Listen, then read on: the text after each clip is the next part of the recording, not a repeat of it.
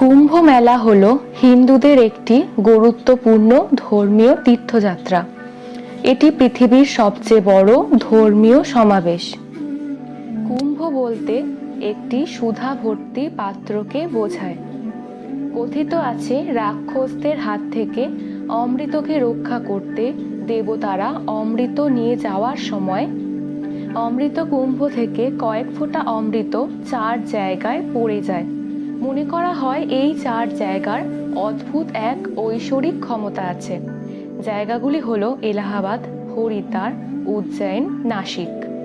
কুম্ভ মেলা 3, 6, 12 এবং 144 বছরে একবার পালিত হয়। 3 বছর অন্তর একটি করে কুম্ভ মেলা হয়, 6 বছর অন্তর হয় অর্ধ কুম্ভ মেলা, 12 বছর অন্তর হয় পূর্ণ কুম্ভ মেলা, আর 144 বছর অন্তর হয় মহাকুম্ভ মেলা।